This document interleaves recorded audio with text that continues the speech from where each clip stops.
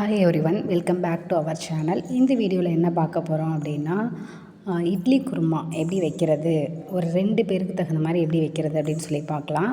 அதுக்கு தேவையான பொருளெல்லாம் எடுத்துக்கிட்டாச்சு. கேரட்டு, உருளைக்கிழங்கு, பச்சை மிளகாய், வெங்காயம், தக்காளி இது எல்லாத்தையும் நான் சாப் பண்ணி எடுத்து ரெடியாக வச்சுக்கிட்டேன். பூண்டு தேவையான அளவு உரித்து எடுத்துக்கிட்டேன். தேங்காயும் பொட்டுக்கடலை, சில இடத்துல வந்து உடச்ச கடலைன்னு சொல்லுவோம், அதையும் அரைச்சி எடுத்து வச்சுக்கிட்டேன். இது எல்லாத்தையும் ரெடி பண்ணி வச்சுக்கிட்டு கடாயில் எண்ணெய் தேவையான அளவு எண்ணெய் ஊற்றிக்கலாம். கடாய் வந்து நல்லா கொஞ்சம் சூடு ஏறின பிறகு நம்ம எண்ணெய் ஊற்றிக்கலாம். எண்ணெய் நல்லா காஞ்சி வந்த பிறகு கடுகு ஆட் பண்ணிக்கலாம்.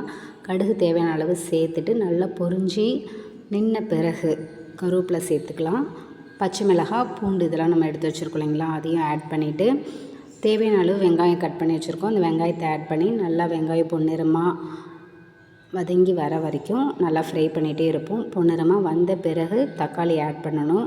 சம்டைம்ஸ் நம்ம அவசரப்பட்டு தக்காளி வெங்காயத்தை சேர்த்தே ஆட் பண்ணுவோம். அந்த மாதிரி ஆட் பண்ண வேணாம்.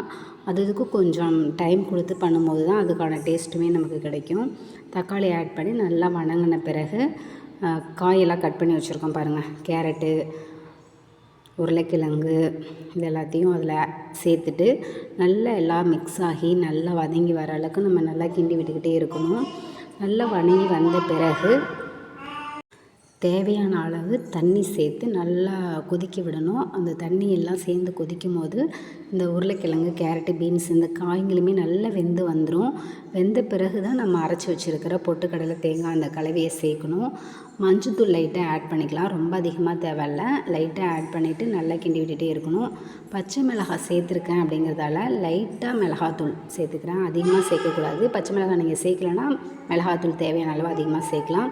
தேவையான அளவு உப்பு சேர்த்துட்டு நல்லா மிக்ஸ் பண்ணி விட்டுக்கலாம். அந்த உப்பு, மஞ்சத்தூள், மிளகாத்தூள் இது எல்லாமே அந்த காயோடு சேர்ந்து நல்லா மிக்ஸ் ஆகி வரணும். அந்தளவுக்கு நல்லா நம்ம கிண்டி விட்டுகிட்டே இருந்தோம்னா காயுமே ஒரு கால்வாசி வெந்து வந்துக்கும். அதன் பிறகு நம்ம தண்ணியை ஊற்றி கொஞ்ச நேரம் ஒரு 5 மினிட்ஸ் நல்லா கொதிக்க விட்டோம் அப்படின்னா காய் வந்து நல்லா வெந்துடும். அந்த வெங்காயம், தக்காளி இதெல்லாம் நல்லா மசாலா எல்லாம் நல்லா மிக்ஸ் ஆகிக்கும்.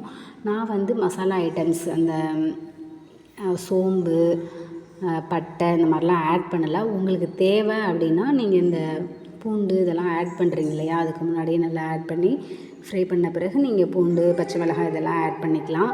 நான் அதெல்லாம் ஆட் பண்ணாமல் தான் செஞ்சுருக்கேன். உங்களுக்கு தேவை அப்படின்னா நீங்கள் ஆட் பண்ணி செஞ்சுக்கோங்க. இப்போ தேவையான அளவு தண்ணி ஊற்றி நல்லா வேக விட போகிறேன். 5 to 7 மினிட்ஸ் தண்ணி விட்டுட்டு நம்ம வேக விட்டோம் அப்படின்னா காய் எல்லாமே சேர்ந்து நல்லா வெந்து வந்துடும். அதன் பிறகு நம்ம அரைச்சி வச்சுருக்கிற பொட்டுக்கடலையும் தேங்காயும் சேர்ந்து கலவை இருக்குது இல்லைங்களா, அதை நல்லா மிக்ஸ் பண்ணி விட்டுருவோம். ஊற்றிட்டு நல்லா நம்ம கிண்டி விட்டோம் அப்படின்னா அந்த மசாலா, தக்காளி, வெங்காயம், இந்த காய்கறிங்க எல்லாமே சேர்ந்து நல்லா மிக்ஸ் ஆகி வந்துடும். நல்லா இதை நம்ம கொதிக்க விட்டோம். ஒரு 5 to 10 மினிட்ஸ் நல்லா கொதிக்க விட்டோம் அப்படின்னா நல்லா நமக்கு கொதித்து தேங்காய் போட்டோம் இல்லைங்களா, அதெல்லாம் மேலே பிரிஞ்சு வர மாதிரி இருக்கும். அந்த மாதிரி டைமில் நம்ம இறக்கிட்டோம் அப்படின்னா நம்ம சாப்பிட்றதுக்கு நல்ல டேஸ்ட்டான இட்லி குருமா ரெடி ஆகிரும். கொஞ்சம் நல்லா கொதிக்க விட்ட பிறகு கொத்தமல்லி தழை இருக்குது இல்லைங்களா, நம்ம மேலே அப்படியே தூவி விட்டு இறக்கிக்கலாம். இப்போது நமக்கு சுவையான இட்லி குருமா ரெடி ஆகிடுச்சு. இந்த வீடியோ பிடிச்சிருந்துச்சுன்னா லைக் பண்ணுங்கள். தேங்க்ஸ் ஃபார் வாட்சிங். Thank you all.